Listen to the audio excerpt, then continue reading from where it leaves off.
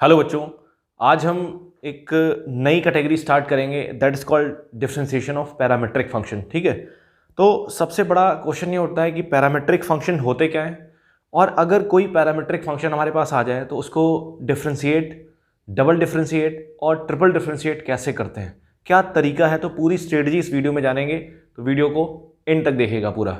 ठीक है, अब देखें, टॉपिक का नाम है differentiation of parametric function. Topic का नाम है differentiation of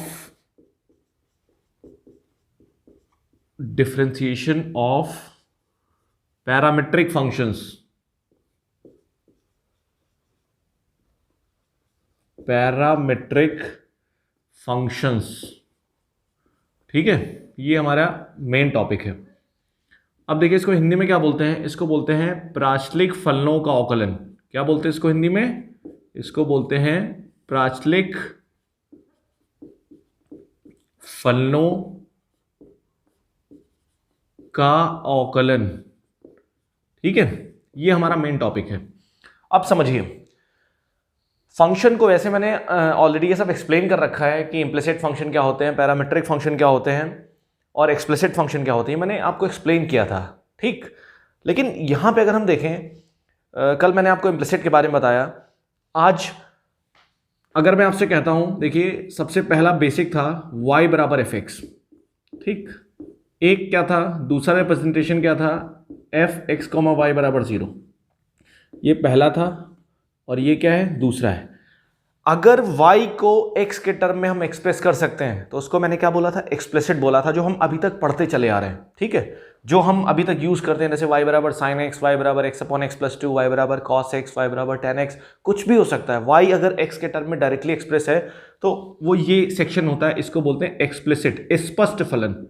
क्या बोलते हैं? Explicit function. ठीक, और कल मैंने आपको बताया था, कल मैंने बोला था कि अगर y को x के टर्म में एक्सप्रेस नहीं कर सकते हैं, अगर y को x के टर्म में एक्सप्रेस नहीं कर सकते हैं तो उसको बोलते हैं हम इम्प्लिसिट फंक्शन। उसको क्या बोलते हैं? Implicit function. ये एक्सप्लेन हो चुका है, एक्सप्लिसिट फंक्शन। और इसको हिंदी में क्या बोलते हैं? इसको बोलते हैं अस्पष्ट फलन। इसको बोलते हैं स्पष्ट, इसको बोलते हैं अस्पष्ट फलन। बात समझ आई नहीं आई? थर्ड देखिए, जो सेक्शन है, जो आज का सेक्शन है, दैट इज पैरामीट्रिक फंक्शन। ये भी बहुत इंपॉर्टेंट है और कोऑर्डिनेट ज्योमेट्री में भी पैरामीटर्स का यूज आता है, पैरामीट्रिक फंक्शंस। ठीक, टॉपिक का नाम है पैरामीट्रिक फंक्शंस, इसको हिंदी में बोलते हैं प्राचलिक फलन। अब देखिए क्या होता है, सबसे ढंग से समझिए।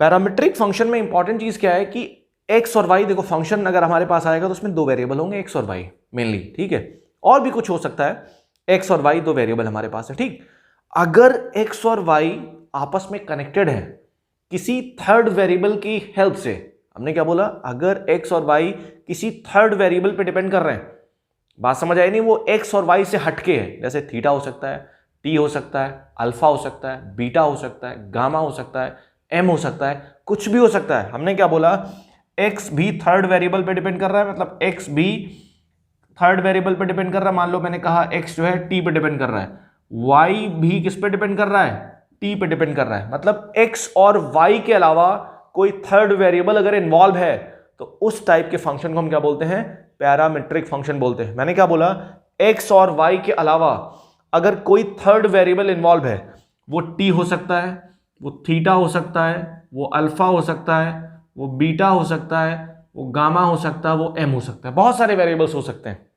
तो मैंने बोला कि अगर एक्स और वाई किसी थर्ड वेरिएबल का फंक्शन है, थर्ड वेरिएबल पे डिपेंड है, तो उसको बोलेंगे पैरामीट्रिक फंक्शन। फंक्शन के इस टाइप के रिप्रेजेंटेशन को बोलेंगे पैरामीट्रिक रिप्रेजेंटेशन, पैरामीट्रिक फंक्शन। अब देखिए कैसे लिखते हैं इसको। इसको लिखने का तरीका ये होता है, हमने क्या लिखा यहां पे कि x भी किसका फंक्शन है, t का फंक्शन है, और y भी किसका फंक्शन है, t का फंक्शन है। इसको मैंने ले लिया gt, यहां पे कुछ t में लिखा है। ठीक, x भी t का फंक्शन है, y भी t का फंक्शन है, और जहां पे क्या है, जो थर्ड वेरिएबल आपने यूज किया है उसको बोलते हैं पैरामीटर, उसको बोलते हैं प्राचल। ठीक है, उस थर्ड वेरिएबल को क्या बोलेंगे, प्राचल। बात समझ आई नहीं आई? तो थर्ड वेरिएबल जो होगा उसको बोलेंगे प्राचल या पैरामीटर बोलेंगे। बात समझ आई नहीं आई? चलिए, तो इस टाइप के रिप्रेजेंटेशन को क्या बोलेंगे हम? पैरामीट्रिक फंक्शन बोलेंगे या पैरामीट्रिक रिप्रेजेंटेशन बोलेंगे। ठीक है, इसके एग्जांपल्स हम देख लेते हैं। जैसे देखिए हमारे पास क्या है, एग्जांपल्स क्या है। जैसे मान लो मैंने ये ले लिया x बराबर टी स्क्वायर और y बराबर टी मैंने ले लिया, तो ये क्या लिखा है? ये पैरामीट्रिक x और y के अलावा क्या है? t है। अगला एग्जांपल देखिए, अगला देखिए यहां पे लिखा मैंने x बराबर कितना लिखा? थीटा प्लस साइन थीटा, और y बराबर लिख दिया मैंने theta cube plus cos theta. ये देखिए मैंने इधर लिखा sine theta plus cos theta upon theta, और y बराबर मैंने कितना लिख दिया? tan square theta. ये सारे एग्जांपल्स किसके हैं? ये सारे एग्जांपल्स क्या हैं? पैरामीट्रिक फंक्शंस के हैं। मैं यहां थीटा यूज कर रहा हूं, t यूज कर दिया मैंने, कुछ और भी ले सकते हैं। x बराबर मैंने क्या लिखा? Alpha plus alpha square, and y बराबर कितना लिख दिया? अल्फा क्यूब प्लस 1, और यहां पे पैरामीटर क्या है? Alpha belongs to parameter. ये जो थर्ड वेरिएबल है वो क्या है? अल्फा यहां पे। तो कहने का मतलब यहां पे ये है कि x और y के अलावा अगर थर्ड वेरिएबल आता है तो उसको बोलते हैं पैरामीट्रिक रिप्रेजेंटेशन, और उस थर्ड वेरिएबल को बोलते हैं पैरामीटर या प्राचल बोलते हैं। अब देखो एक यहां इंटरेस्टिंग बात ये है कि अगर हम थर्ड वेरिएबल को एलिमिनेट कर दें, हमने क्या बोला? अगर आप थर्ड वेरिएबल को एलिमिनेट कर दें, एलिमिनेट करने का मतलब क्या है? दो इक्वेशन आपके पास है, दोनों इक्वेशन का यूज करके इसका यूज करके आप थर्ड वेरिएबल को एलिमिनेट कर दें, तो हमें क्या मिल जाता है? एक्स और वाई में कनेक्शन मिल जाता है, एक्स और वाई में क्या मिल जाता है? रिलेशन मिल जाता है। तरीका समझ आया नहीं है? एक्स और वाई आपस में डायरेक्टली कनेक्ट हो जाते हैं अगर आप थर्ड वेरिएबल को एलिमिनेट कर दें। तो कभी कभी एग्जाम में क्वेश्चन आता है, आपको एक पैरामीट्रिक फंक्शन दे देगा या पैरामीट्रिक रिप्रेजेंटेशन दे देगा और आपसे कहेगा कि बताओ ये फंक्शन या ये पैरामीट्रिक रिप्रेजेंटेशन किस कर्व को रिप्रेजेंट करेगा। तो आपको क्या करना है? थर्ड वेरिएबल को एलिमिनेट करना है। एलिमिनेट करने के बाद एक्स और वाई में जो रिलेशन आएगा आप उसको देख के आप बता सकते हो कि ये किस कर्व को रिप्रेजेंट करेगा, किसको रिप्रेजेंट करेगा। बात समझ आई नहीं है? तो ये बहुत इंपॉर्टेंट है। अब देखिए क्या है कि मैंने अभी तक एक्सप्लेन किया कि पैरामीट्रिक फंक्शन क्या होता है, मैंने उसकी बात करी। अब हम बात करते हैं पैरामीट्रिक फंक्शन का डिफरेंशिएशन करते कैसे। ठीक, देखिए ध्यान से समझिए। सबसे इंपॉर्टेंट चीज क्या है हमें करना है? देखो हमें क्या निकालना है, हमारे पास फंक्शन क्या पैरामीट्रिक है। ठीक, मेथड हमें क्या देखना है? Method of differentiation. Method of differentiation, हमें डिफरेंशिएशन का मेथड चेक करना है क्या होगा। ठीक, तो हमारे पास फंक्शन देखिए क्या है, ध्यान से देखिए फंक्शन क्या है हमारे पास। फंक्शन लिखा हमारे पास, जैसे मान लो ये लिखा है x किसका फंक्शन है? t का फंक्शन है, और y भी किसका फंक्शन है? y भी t पे डिपेंड कर रहा है, और यहाँ पे t क्या है? पैरामीटर है। यहाँ भी जैसे कुछ t में लिखा है और यहाँ भी t में लिखा है। ठीक है, तो ये पैरामीट्रिक फंक्शन हमारे पास है। तो हमें क्या निकालना है? हमें कैलकुलेट करना है dy बाई डी एक्स। ध्यान से देखिए, हमें कैलकुलेट करना है क्या? dy by D x. तो dy बाई डी एक्स अगर हमें कैलकुलेट करना है तो y को x के रिस्पेक्ट में डिफरेंशिएट कर दो। तो हमारे पास y क्या है? ये है, ये y लिखा है। तो हमारे पास क्या लिखा? हमारे पास y बराबर gt है ये। ठीक, ये g और f जो आता है ना, इससे कंफ्यूज मत होइएगा। ये फंक्शन लिखा, मतलब यहाँ पे t में कुछ होगा, यहाँ पे t में कुछ होगा, इस टाइप से जैसे मैंने लिखा है। तो dy by D x calculate करना है। तो जो हमारे पास जहां भी y है, y को x के रिस्पेक्ट में डिफरेंशिएट करना है, तो इसको मैंने x के रिस्पेक्ट में डिफरेंशिएट कर दिया, मतलब दोनों तरफ dy by D x operate कर दिया मैंने। तो जब दोनों तरफ मैंने dy by D x operate कर दिया, d by D x of y, और इधर मैंने क्या ऑपरेट किया? D by D x of ji t. ठीक, दोनों तरफ हमने d by D x operate कर दिया। जब दोनों तरफ d by D x operate किया हमने, तो ये तो डी बाई डी एक्स बन जाएगा। और इसको देखो, ये चीज समझने वाली है। तो देखो इसको हम एक्स के रिस्पेक्ट में डिफरेंशिएट कर रहे हैं। तो देखो यहां पे तो टी का फंक्शन है, यहां पे टी में कुछ लिखा हुआ है और यहां पे एक्स है। तो इस टी वाले का डिफरेंशिएशन तभी होगा जब यहां पे क्या होगा? टी होगा। ये जो यहां पे कुछ फंक्शन लिखा है टी में, इसका डिफरेंशिएशन तभी पॉसिबल है, तभी हो सकता है जब यहां पे टी होगा, है ना। तो हम अपनी मर्जी से क्या करेंगे? यहां पे टी करेंगे। जब अपनी मर्जी से टी करेंगे तो हमें D T by D x करना पड़ेगा। यहां पे बात समझ आई नहीं है? D x by D T करना पड़ेगा। बात समझ आई नहीं है? अब देखिए ध्यान से, सिंपल सी बात है। तो ये कितना हो जाएगा? ये हमारे पास हो जाएगा D Y by D x हो जाएगा। यहाँ पे ये कितना हो जाएगा? D Y by D x हो जाएगा। और यहाँ पे क्या है? ये t का फंक्शन है, तो यहाँ पे हमें t करना पड़ेगा। तो हमने इसको क्या कर दिया? हमने इसको कर दिया d बाई डी टी कर दिया। तो ये हो जाएगा d by D T of G T. मतलब अब इसका डिफरेंशिएशन हो जाएगा। इसका डिफरेंशिएशन बहुत आसान तरीके से हो जाएगा। तो d by D x of D by D T of G T हो जाएगा। अब देखिए ध्यान से, अब ये डी टी आपने एक्स्ट्रा किया है, ये डी टी जो किया है आपने ना, ये एक्स्ट्रा है। अब ये डी टी अगर एक्स्ट्रा है तो हमें क्या लिखना पड़ेगा, डी टी बाई, ये डी एक्स बचेगा तो D T by D x यहां पर लिखना पड़ेगा। लिखना पड़ेगा नहीं लिखना पड़ेगा, इसका डिफ्रेंसिएशन तो हो जाएगा, और ये D T by D x हमें यहां लिखना पड़ेगा। इतनी बात समझ आई नहीं है, बोलिए कोई दिक्कत? चलिए अब हम बात करते हैं, थोड़ा सा इसको और आगे बढ़ाते हैं, ठीक है। ध्यान से देखिए, अब ये जी टी क्या है, देखो जी टी क्या है, जी टी वाई है। अब इसको मैं इरेज करता हूं, ठीक है। अब आगे देखिए, हमने आपको ये बताया, ठीक है, हमने यहाँ पे डी बाई डी टी किया और D T by D x किया, ठीक है। अब डी बाई डी टी क्यों किया हमने, क्योंकि यहाँ पे टी का फंक्शन था, तो टी का फंक्शन डिफरेंशिएट तभी होगा जब यहाँ क्या होगा, टी होगा। अब हमने ये कर दिया।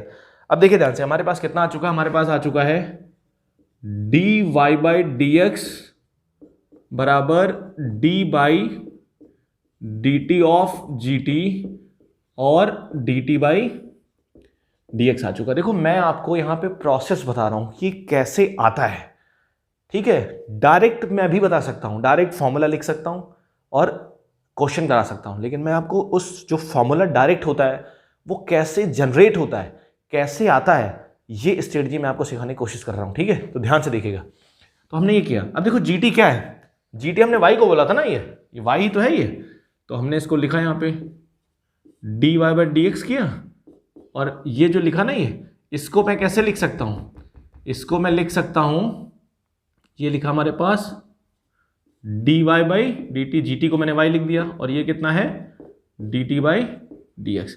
अब देखो ये जो लिखा है हमारे पास ना, ये इसको मैं एक और तरीके से लिख सकता हूं, इसको लिख सकता हूं d Y by D t, और ये जो d T by D x लिखा है इसकी जगह मैं लिख सकता हूं 1 upon D x by D t. अगर आप इन दोनों को इंटरचेंज करेंगे तो ये 1 अपॉन में चला जाएगा, तो ये हो जाएगा D x by D T. इसीलिए हमसे कहा जाता है कि जब भी कभी कोई फॉर्मूला हमारे पास फंक्शन पैरामीट्रिक हो तो हमें क्या यूज करना पड़ता है, D Y by D X बराबर क्या कहा जाता है कि D Y by D T use करिए upon D x by D T use करिए। ये हमारे पास फॉर्मूला आ जाता है, हम इसका यूज करते हैं, ये बात समझिएगा।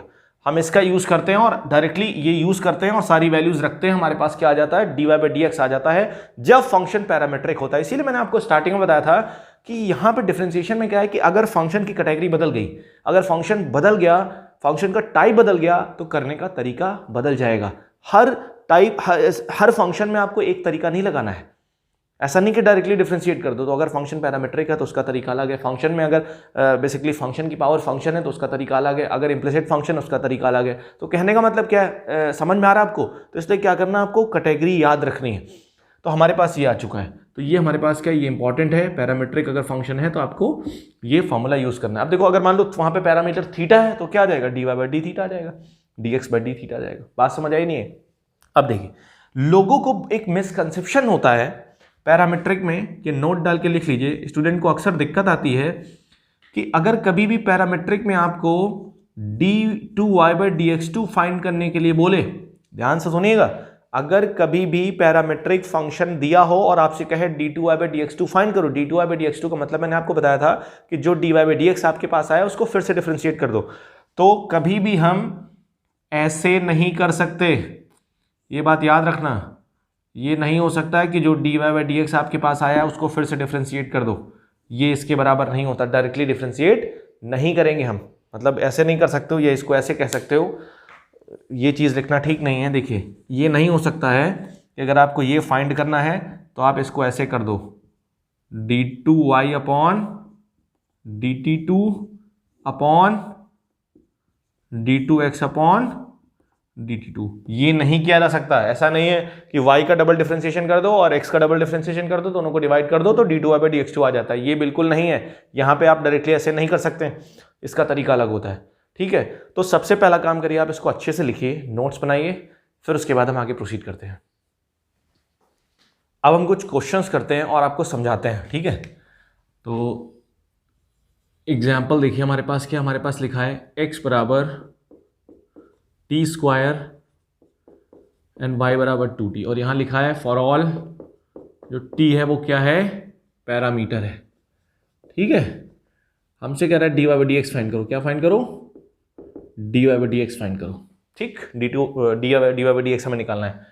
तो हमने क्या सीखा है, हमने जाना है कि dy बाई डी एक्स कैसे कैलकुलेट किया जाता है। dy बाई डी एक्स बराबर क्या होता है, dy by D T upon dx by D T. इतनी बात समझ आई नहीं है। dy बाई डी टी की वैल्यू कैसे निकालेंगे हम, तो देखो ध्यान से, ये y लिखा है, इसको अगर हम t के रेस्पेक्ट में डिफ्रेंशिएट करेंगे dy बाई डी टी, तो 2 कांस्टेंट है, t का 1 हो जाएगा, तो यहाँ कितना आएगा 2 आएगा। और dx बाई डी टी अगर इसको हम t के रेस्पेक्ट में डिफ्रेंशिएट करेंगे, dx बाई डी टी निकालेंगे तो कितना आ जाएगा, ये आ जाएगा 2t। तो ये 2 और 2 कैंसिल हो गया, तो हमारे पास dy बाई डी एक्स कितना आ गया, 1 अपॉन t आ गया। यही हमारे पास क्या हो गया, आंसर हो गया। बात समझ आई नहीं?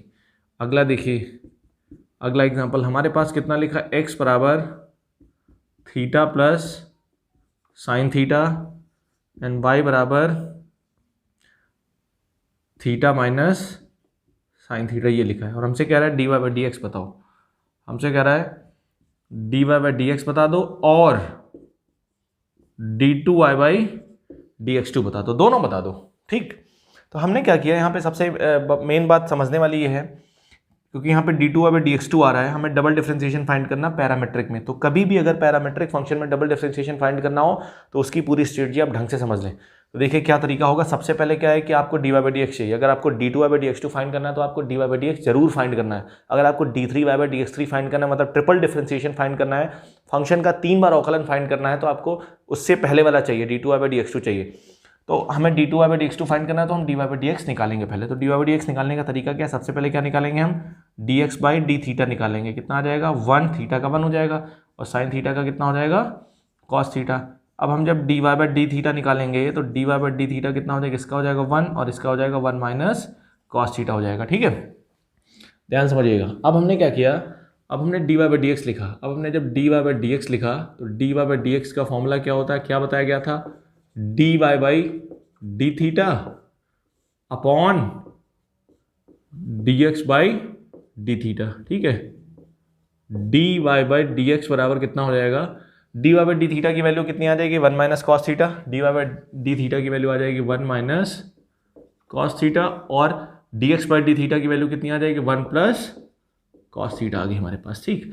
अब आप क्या कर सकते हो, ये हमारे पास क्या आ गया, dy बाई डी एक्स का आंसर आ गया। आप चाहो तो इसको और सिंप्लीफाई कर सकते हो, क्योंकि ये ट्रिग्नोमेट्रिक फंक्शंस है, चाहो तो इसको और सिंप्लीफाई कर सकते हो। जब थोड़ा और सिंप्लीफाई करेंगे हम, तो ये dy बाई डी एक्स का आप यहाँ भी छोड़ सकते हो, ये चाहे और थोड़ा सिंप्लीफाई कर सकते हो, ठीक है।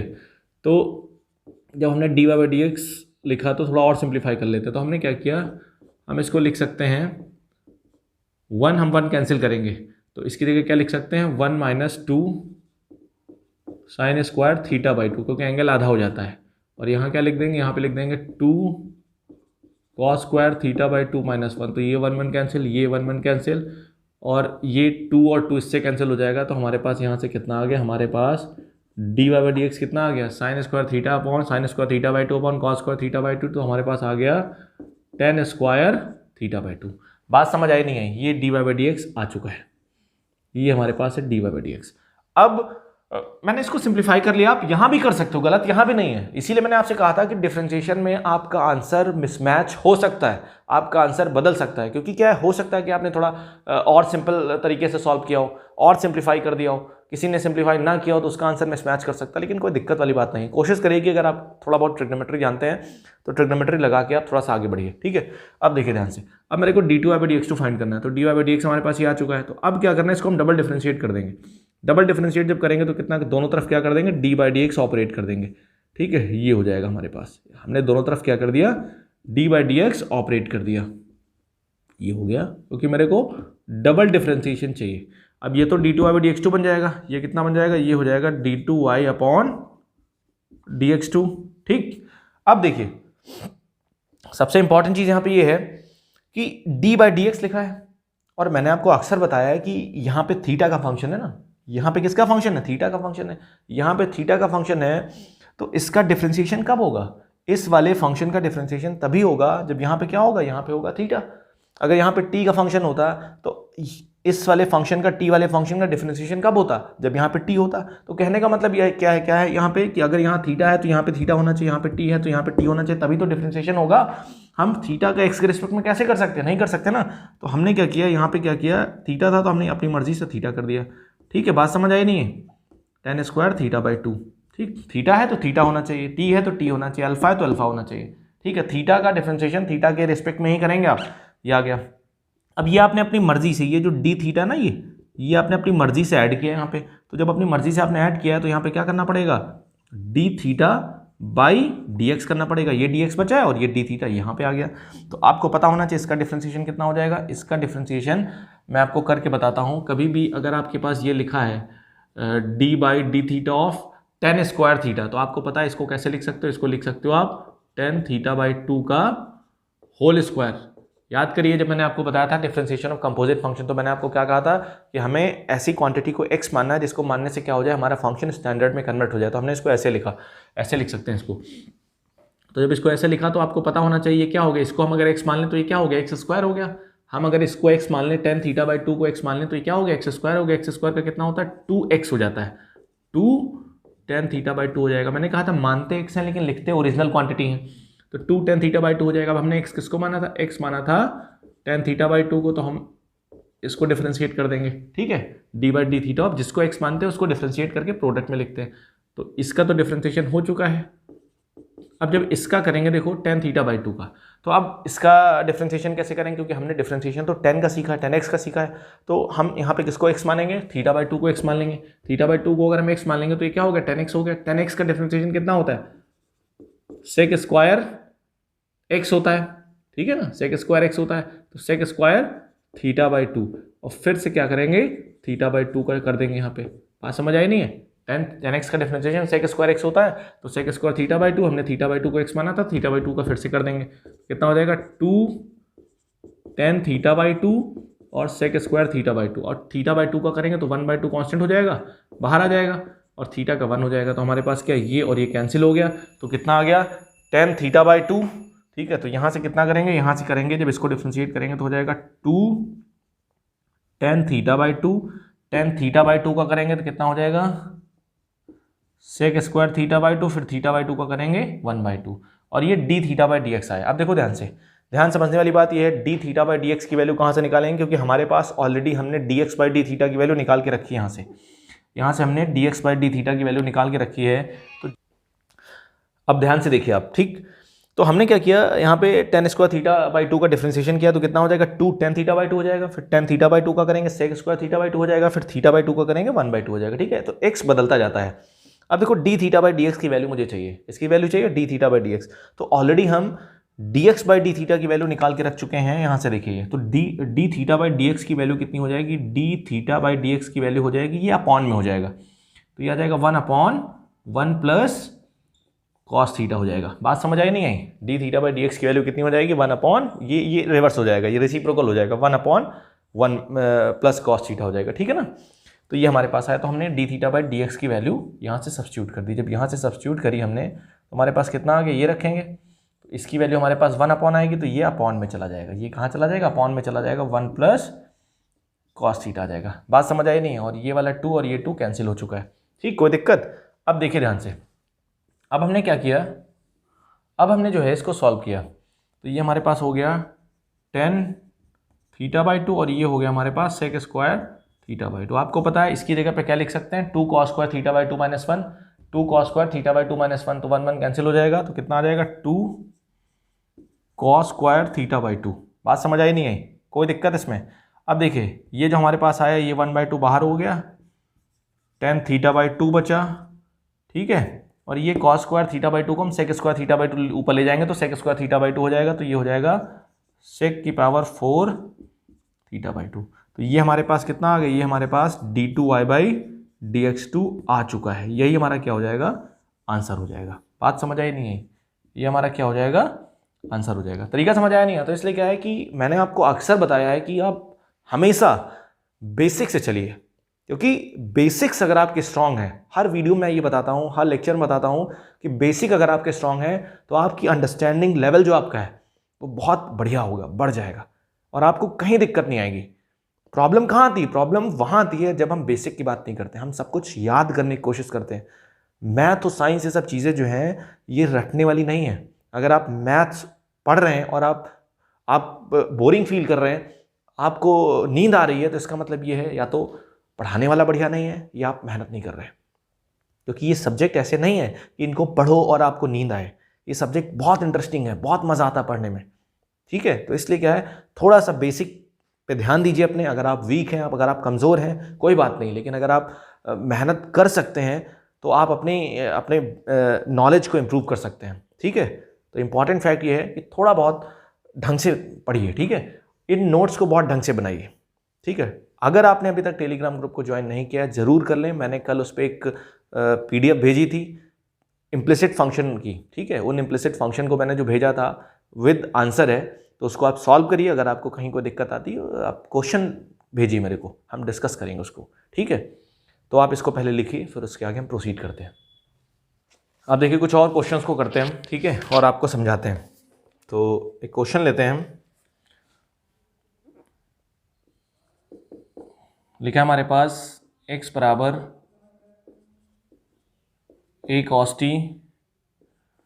एंड y बराबर a sin t। ठीक है, हमें क्या फाइंड करना है? dy/dx फाइंड करना है। ठीक, देखिए सोल्यूशन कैसे करेंगे, क्या तरीका है। सबसे पहले हम क्या निकालेंगे? dx/dt निकाल लेंगे। ठीक है, कितना आ जाएगा? a कांस्टेंट है cos t का माइनस sin t, तो कितना आ जाएगा? a minus a sin t। और dy/dt हम निकाल लेंगे, तो dy/dt कितना आ जाएगा? dy/dt आ जाएगा a cos t। ठीक है, तो dy/dx कितना आ जाएगा? dy/dx हमारे पास आ जाएगा dy/dt अपॉन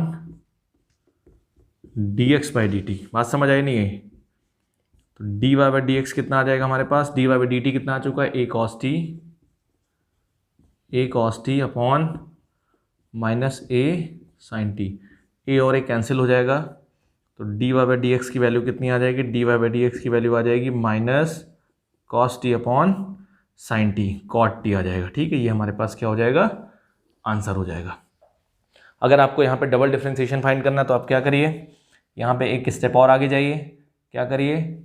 डबल डिफ्रेंशिएट कर दीजिए इसको, फिर से डिफ्रेंशिएट कर दीजिए जो dy/dx आया है। दोनों तरफ क्या करिए? dy/dx ऑपरेट करिए। ठीक है, माइनस है, यहाँ पे क्या है? माइनस कॉट टी है। ध्यान समझिएगा, थोड़ा सा एक स्टेप और मैं आपको बताता हूँ। ये हमारे पास आया, फिर हमने क्या किया? ये d2y/dx2 बन जाएगा। ये कितना बन जाएगा? ये बन जाएगा d2y/dx2 बन जाएगा। और ये जो हमारे पास आया माइनस कॉमन ले लीजिए, इसमें से माइनस कांस्टेंट है, बाहर ले लीजिए। अब देखो यहाँ पे t का फंक्शन है, तो यहाँ पे क्या होना चाहिए? t होना चाहिए। तो यहाँ पे क्या लिखा? t होना चाहिए, तो हमने d/dt कर दिया, cot t कर दिया। अब ये आपने अपनी मर्जी से cot t किया है, तो कितना करना पड़ेगा? dt/dx करना पड़ेगा। तो इसका डिफ्रेंशिएशन कितना आ जाएगा? इसका डिफ्रेंशिएशन आ जाएगा cot t का बताइए minus cosec square t, minus minus क्या हो जाएगा? प्लस हो जाएगा, तो कॉसेक स्क्वायर t। अब देखो dt/dx की वैल्यू कहाँ से निकालेंगे? तो जो आपने dx/dt निकाला है वहाँ से हम निकालेंगे। तो dx/dt हमारे पास ये आया है, तो dt/dx कितना हो जाएगा? इसका ये पलट जाएगा। ठीक है, ये dx/dt की वैल्यू है, तो dt/dx की वैल्यू जब निकालेंगे तो ये पलट जाएगा, 1 अपॉन हो जाएगा। तो कितना हो जाएगा? Minus 1 upon a sin t। बात समझ आई नहीं? तो ये कितना आ गया हमारे पास? Minus cosec square t upon a sin t। ये sin t ऊपर चला जाएगा, तो कितना हो जाएगा? Minus 1 upon a cosec cube t। तो ये हमारे पास क्या आ चुका है? ये हमारे पास आ चुका है d2y/dx2। तो ये बहुत इंपॉर्टेंट है ये। ठीक है, ये आंसर हमारे पास आ गया। तो ठीक है, अगर आपके पास कोई भी क्वेश्चन इस टाइप के होते हैं तो बहुत आसान है, कोई डिफिकल्ट नहीं है, बस आपको क्या कंसेप्ट समझना है। ठीक है, अगला क्वेश्चन देखिए, एक क्वेश्चन हम और लेते हैं। देखिए हमारे पास क्या लिखा है, ये थोड़ा सा लेंदी क्वेश्चन है। ठीक है, हमारे पास लिखा है x बराबर क्या लिखा है? x बराबर लिखा है 380 अपॉन 1 + t³ और y बराबर क्या लिखा है? y बराबर लिखा है 3a² अपॉन 1 + t³। ये लिखा, और हमसे कह रहे हैं कि D Y by D x find करो एट टी बराबर 1/2 पे। ठीक, मतलब कह रहा है कि D Y by D x निकालो और उसमें जहां जहां टी आएगा वहां पे क्या रख दो, 1/2 रख दो। ठीक है, ये क्वेश्चन हमारे पास है। अब देखिए हम इसको आगे सॉल्व करते हैं, समझते हैं। तो हमने क्या किया, सबसे पहले हम dx बाई dt निकालेंगे, फिर dy बाई dt निकालेंगे, फिर हम dy बाई dx का फॉर्मूला यूज़ करेंगे। तो देखिए जब हम सोल्यूशन देखिए इसका, तो हमने क्या किया, हमने सबसे पहले dx बाई dt निकालने की कोशिश करी। तो हमने जब dx बाई dt निकालने की कोशिश करी तो देखिए ध्यान से, ये तो डिवीजन में है, ये किस में है, ये डिवीजन में, भाग में है ना, ये दोनों बटे में है, भाग में है। तो अब भाग में है तो भाग वाला नियम लगाएंगे, डिवीजन रूल लगाएंगे। तो ये 3 तो कांस्टेंट है, 3 ये बाहर कर लो आप, 3 ये बाहर कर लो, कांस्टेंट है। तो हमारे पास डिवीजन में क्या, t/1 प्लस टी क्यूब हो जाएगा। तो डिनोमिनेटर कैसे करते थे डिफरेंशिएशन डिवीजन वाले का, डिनोमिनेटर का स्क्वायर कर दे, 1 प्लस टी क्यूब का हमने स्क्वायर कर किया। फिर उसके बाद हमने क्या किया, डिनोमिनेटर यहाँ लिखते हैं, 1 प्लस टी क्यूब लिखा, डिनोमिनेटर यहाँ लिखा। फिर क्या किया हमने, डिनोमिनेटर यहाँ लिखा, न्यूमरेटर का डिफरेंशिएशन किया, टी का डिफरेंशिएशन किया। टी का डिफरेंशिएशन कितना हो जाएगा, 1 हो जाएगा ना, माइनस फिर हमने क्या किया, न्यूमरेटर को छोड़ा क्योंकि 3a हमने बाहर ले लिया, ये जो 3a हमने बाहर ले लिया, फिर न्यूमरेटर को छोड़ा और फिर डिफरेंशिएशन किसका किया, डिनोमिनेटर का किया। डिनोमिनेटर का मतलब हर कट किया, इसका डिफरेंशिएशन किया मैंने। तो 1 प्लस टी क्यूब का कितना हो जाएगा, डिफरेंशिएशन टी के रिस्पेक्ट में 0 हो जाएगा, इसका हो जाएगा 3t स्क्वायर, 3t स्क्वायर, ये आ जाएगा हमारे पास। ठीक, ये हमारे पास आ चुका है। थोड़ा इसको सिंप्लीफाई करते हैं, देखते हैं क्या आता है। तो जब सिंप्लीफाई करेंगे तो देखिए हमारे पास कितना आया, ये हमारे पास आया dx बाई dt बराबर, ये हो गया 3a बाहर रहा और यहाँ पे कितना आ गया, यहाँ पे हो गया 1 प्लस टी क्यूब, ये हो गया 1 plus T cube minus 3t cube upon 1 plus T cube का स्क्वायर हमारे पास ये आया। ठीक है, अब देखिए ध्यान से, dx बाई dt की वैल्यू कितनी आ चुकी है, dx बाई dt की वैल्यू आ गई, ये हो गया 3a और ये हमारे पास कितना आ चुका है, देखिए 1 plus T cube minus 3t cube, तो ये माइनस 2t क्यूब बचेगा, ये बचेगा 1 minus 2t cube upon 1 plus T cube का स्क्वायर। ये हमारे पास dx बाई dt की वैल्यू आ चुकी है। ये किसकी वैल्यू है, ये dx बाई dt की वैल्यू है। ठीक, अब देखिए ध्यान से, अब एक चीज़ समझिए, यहाँ पे इंपॉर्टेंट चीज़ क्या है, अब dy बाई dt निकालते हैं। अब हम जब dy बाई dt निकालेंगे तो देखिए ध्यान से, सिमिलर चीज़ है, मैं y लिख लेता हूँ क्योंकि बार बार, तो y इसको मैंने 3a बाहर ले लिया, देखिए y में। ठीक है, कितना बचा हमारे पास बचा t square upon 1 plus T cube, ये बचा। अब 3a कांस्टेंट है, अब जब इसका हम dy बाई dt निकालेंगे तो सिंपल सी बात है, 3a हमने बाहर ले लिया, क्या करते हैं, डिनोमिनेटर का स्क्वायर 1 प्लस टी क्यूब का स्क्वायर हो जाएगा यहाँ पे। ठीक है, फिर उसके बाद क्या हो जाएगा, डिनोमिनेटर को छोड़ते हैं यहाँ पे और डिफरेंशिएशन किसका करते हैं, न्यूमरेटर का करते हैं। तो टी स्क्वायर का करेंगे, कितना आ जाएगा, 2t आ जाएगा, माइनस टी स्क्वायर को छोड़ेंगे, न्यूमरेटर को छोड़ते हैं, डिनोमिनेटर का डिफरेंशिएशन करते हैं, तो डिनोमिनेटर का डिफरेंशिएशन कितना आ जाएगा, 3t स्क्वायर, कितना आ जाएगा, 3t स्क्वायर आ जाएगा। ठीक, तो ये कितना है, ये हो गया 3a और फिर उसके बाद ये कितना, इसको जब मल्टीप्लाई करेंगे तो हो जाएगा 2t हो जाएगा ये, और प्लस 2t की पावर 4 हो जाएगा, माइनस 3t की पावर 4 हो जाएगा। ठीक, अपॉन 1 प्लस ये आया। ठीक, फिर उसके बाद ये हो गया 2t और इसको इसमें से घटाएंगे तो कितना हो जाएगा, माइनस t की पावर 4 1 प्लस टी क्यूब का स्क्वायर आ गया हमारे पास। ठीक, तो हमारे पास जो dy बाई dt आ चुका है, dy बाई dt हमारे पास आ चुका है, तो कितना हो जाएगा, 3a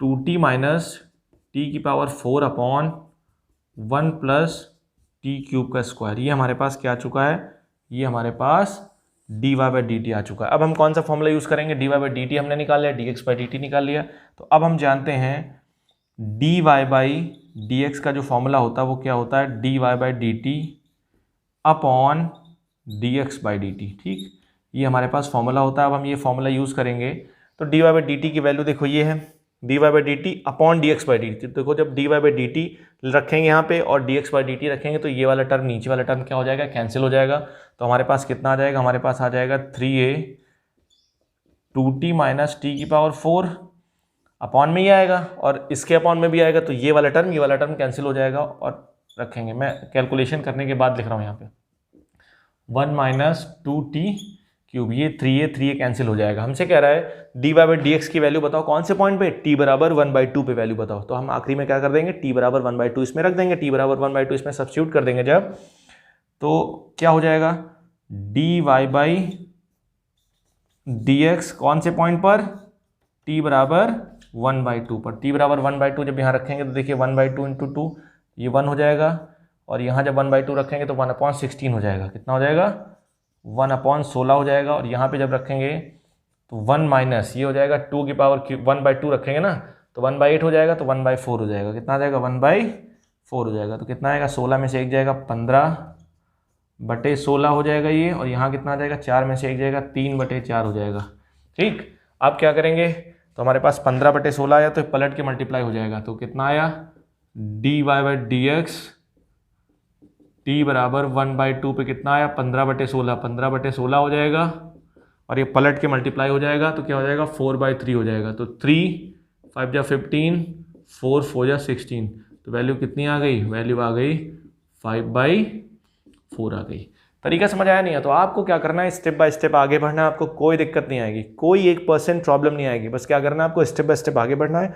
फंक्शन देखना है कि फंक्शन का टाइप क्या है, इम्प्लिसिट फंक्शन है, पैरामीट्रिक फंक्शन है, फंक्शन की पावर फंक्शन है, कैसा फंक्शन दे रखा है, क्या इन्वर्स फंक्शन है, कैसा फंक्शन है, उसके हिसाब से हमें कदम उठाना है आगे।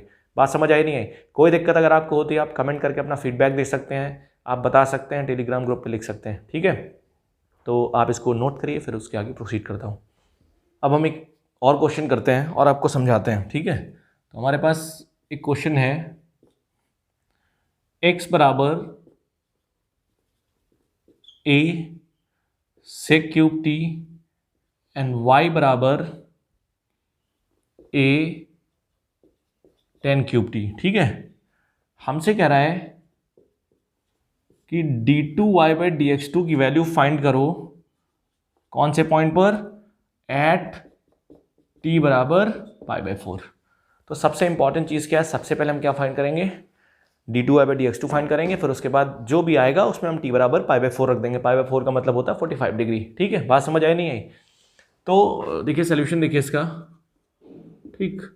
तो हमारे पास देखो x बराबर a sec स्क्वायर t लिखा है, y बराबर a tan क्यूब t लिखा है। तो हम क्या करेंगे, बेसिकली हम यहाँ पे जो है dx बाई dt फाइंड कर लेंगे, dy बाई dt फाइंड करके रख लेंगे पहले। तो हम यहाँ पे जब dx बाई dt फाइंड करेंगे, dx बाई dt जब फाइंड करेंगे तो कितना आ जाएगा हमारे पास, देखिए यहाँ पे आ जाएगा 2a sec t, और फिर sec t का करेंगे कितना आएगा, sec t into tan t, मतलब हमारे पास dx बाई dt कितना आ जाएगा, dx बाई dt हमारे पास आ जाएगा 2a sec square t into tan t। ये हमने dx बाई dt फाइंड करके रख लिया, ठीक। अगर आगे ज़रूरत पड़ेगी तो हम यूज़ करेंगे, ठीक। dy बाई dt फाइंड करके रखते हैं। जब हम dy बाई dt की बात करेंगे तो देखिए कितना लिखा, a tan क्यूब t लिखा है, तो कितना हो जाएगा, 3 आगे आ जाएगा, 3a tan स्क्वायर t, फिर tan t का करेंगे कितना आएगा, tan t का जब करेंगे तो sec स्क्वायर t आ जाएगा। तो हमारे पास यहाँ पे कितना आ चुका है, हमारे पास बेसिकली जो dy बाई dt आ चुका है वो कितना आ चुका है, 3a tan square t, tan का करेंगे sec स्क्वायर t, तो ये dy बाई dt आ चुका है। अब हम देखिए हम dy बाई dx फाइंड करेंगे। जब हम dy बाई dx फाइंड करेंगे तो आपको पता होना चाहिए dy बाई dx के लिए आपको क्या बताया गया था, dy बाई dt, और अपॉन में क्या हो जाएगा, अपॉन में हो जाएगा dx बाई dt। इतनी बात समझ आई नहीं है? अब जो dy बाई dt उसकी वैल्यू कितनी है, dy बाई dt की वैल्यू है हमारे पास 3a tan square t sec square t, और dx बाई dt की वैल्यू हमारे पास कितनी है, dx बाई dt की वैल्यू है 2a sec square t tan t। तो ये sec स्क्वायर t, ये sec स्क्वायर t कैंसिल हो गए, यहाँ पे tan स्क्वायर t लिखा है, यहाँ tan t लिखा है, ये a कैंसिल हो गया। तो हमारे पास देखिए कितना बचा, हमारे पास जो dy बाई dx बचा, जो dy बाई dx हमारे पास आया वो कितना आया, ऊपर से बचा 3 tan t, ठीक है, और तो सब कैंसिल हो चुका। नीचे कितना बचा, नीचे बचा 2, नीचे 2 बचा, ठीक है, यही बचा हमारे पास। तो ये हमारे पास 3/2 tan t आ चुका है, ये dy बाई dx की वैल्यू आ चुकी है। अब हमें चाहिए d2y बाई dx2। तो d2y बाई dx2 फाइंड करने के लिए इसको हम फिर से डिफ्रेंशिएट कर देंगे, again differentiating with respect to X, क्योंकि मेरे को D Y by D X चाहिए, D two Y by D x two चाहिए, तो इसको मैंने फिर से डिफ्रेंशिएट कर दिया। फिर से डिफ्रेंशिएट करने का मतलब क्या है, डी बाई डी एक्स को ऑपरेट करना। किसी फंक्शन को डिफ्रेंशिएट करने का मतलब क्या है, डी बाई डी एक्स को ऑपरेट करना। 3/2 tan t आया हमारे पास, ठीक। तो ये कितना हो जाएगा, ये हो जाएगा हमारे पास d2y by D x two हो जाएगा। और देखो यहाँ पे क्या 3/2 कांस्टेंट हो गया, और ये कितना आ गया, d by D x tan t आया। बात समझ आई नहीं? अब देखो सवाल उठता है यहाँ पे ये कि यहाँ पे t है, tan t लिखा है, tan t लिखा है, और यहाँ पे x लिखा है, तो इस tan t का डिफ्रेंसिएशन तभी होगा जब यहाँ पे dt होगा, ठीक। तो हमने क्या किया, 3/2 लिखा, और यहाँ क्या लिख दिया, यहाँ लिख दिया d by D T of tan t। बात समझ आई नहीं आई? अब ये d बाई डी टी हमने लिखा तो अपनी मर्जी से लिखा, तो यहाँ पे dt बाई इस dx को यहाँ लिख दिया, और ये जो dt इधर लिख दिया। तो आपको पता है tan t का डिफ्रेंशिएशन करेंगे तो कितना आएगा, 3/2 tan t का हो जाएगा sec स्क्वायर t। अब देखो dt बाई dx की वैल्यू कितनी आएगी, dx बाई dt की वैल्यू हमारे पास ये लिखी, ध्यान से देखिएगा, ये लिखिए dx बाई dt की वैल्यू ये है। तो जब dt बाई dx की वैल्यू रखेंगे तो ये सब पलट जाएगा।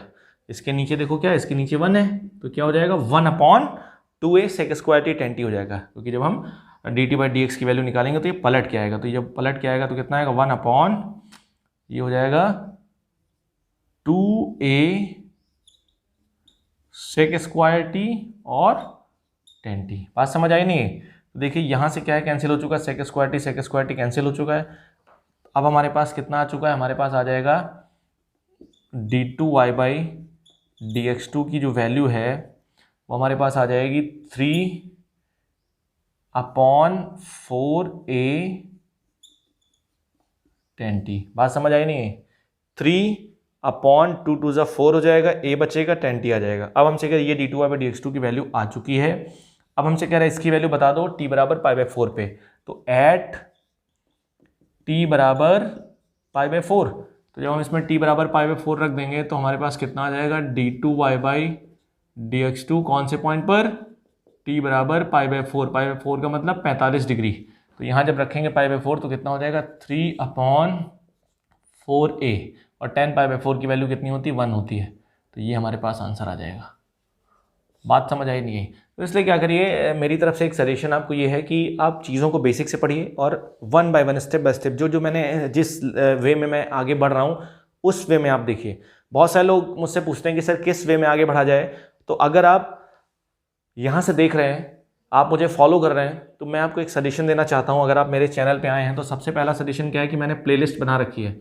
सबसे पहले आप सेट देखिए, सेट के बाद सबसे नंबर 1, फिर उसके बाद आइए रिलेशन पे, सेट रिलेशन, फिर उसके बाद आइए आप फंक्शन पे। किस वे में हम आगे बढ़ेंगे ये मैं आपको बता दूं। सेट रिलेशन फंक्शन आपका जब ये स्ट्रांग हो जाएगा तो आपका फाउंडेशन स्ट्रांग हो जाएगा। फिर उसके बाद क्या है, इसके बाद आइए LCD। LCD का मतलब क्या है, लिमिट कंटिन्यूटी डिफरेंशिएबिलिटी, ठीक। फिर उसके बाद हम अब ये टॉपिक चल रहा है डिफरेंशिएशन चल रहा है। कौन सा टॉपिक चल रहा है, डिफरेंशिएशन। अब जब डिफरेंशिएशन आप हो जाएगा, आपको समझ आ जाएगा डिफरेंशिएशन, तो हम बात करेंगे नेक्स्ट टॉपिक हमारा रहेगा AOD, एप्लीकेशन ऑफ डेरिवेटिव्स। ये टॉपिक चलेगा, ठीक है। जब ये हो जाएगा तो फिर उसके बाद चलेगा इंटीग्रेशन। तो इस वे में हम आगे बढ़ेंगे। तो अगर आप देखना चाहते हो तो आप इसी वे में आगे बढ़िए, और 100% आपकी नॉलेज में ग्रोथ होगी और आपकी अंडरस्टैंडिंग बहुत ज़बरदस्त हो जाएगी, ठीक है। तो आज मैंने आपको पैरामीट्रिक के बारे में ऑलमोस्ट सब कुछ बता दिया है। यही पैरामीट्रिक डिफरेंशिएशन है, और डिफरेंशिएशन एक ईजीएस्ट पार्ट है मैथ्स का, ठीक है। ईजीएस्ट पार्ट है, बस कंसेप्ट आपको समझ में आ जाने चाहिए, ठीक है। बहुत सारे ट्रिक्स हैं इसमें, ट्रिक्स भी बहुत सारी, लेकिन ट्रिक्स से हटके क्या है, बेसिक है। बेसिक अगर आप जान जाते हो तो ट्रिक्स आप खुद जनरेट कर लेते हो। ट्रिक्स के पीछे क्या फंडा है वो आप खुद जान जाते हो। तो ये पैरामीट्रिक का हो गया, इम्प्लिसिट का मैंने आपको बता दिया। अभी आपको फंक्शन की पावर फंक्शन का बताना है, लॉग का यूज़ करके जो हम करते हैं वो मैं आपको बताऊंगा। फिर उसके बाद इन्वर्स ट्रिग्नोमेट्रिक फंक्शन का मैं आपको बताऊंगा। ITF का डिफरेंशिएशन कैसे करते हैं, कि अगर फंक्शन हमारे पास साइन इन्वर्स हो, कॉस इन्वर्स हो, टेन इन्वर्स हो, तो इसका डिफरेंशिएशन कैसे करते हैं। मैंने अभी इन्वर्स ट्रिग्नोमेट्रिक फंक्शन नहीं पढ़ाया है, वो भी एक फंक्शन का ही पार्ट है, वो मैंने नहीं पढ़ाया है। वो भी मैं पढ़ा दूंगा, क्योंकि मैं इसलिए रुका हूँ क्योंकि आप फंक्शन पहले ढंग से पढ़ लें, क्योंकि जब तक फंक्शन आपको नहीं आएगा तब तक आप इन्वर्स ट्रिग्नोमेट्रिक फंक्शन नहीं समझ पाओगे, ठीक है। तो इसलिए फंक्शन आप अच्छे से एकदम रेडी करके रखिए, फिर उसके बाद हम इन्वर्स ट्रिग्नोमेट्रिक फंक्शन भी आपको पढ़ाएंगे। तो इसलिए क्या है कि अब 2-3 वैरायटी और बची हैं, फिर उसके बाद क्या है हम इस टॉपिक को क्लोज करेंगे और हम आगे बढ़ेंगे, ठीक है। तो आज के लिए इतना ही रखते हैं, ठीक है। नेक्स्ट वीडियो में मैं आपसे मिलता हूँ सेम एनर्जी के साथ। तब तक के लिए थैंक यू।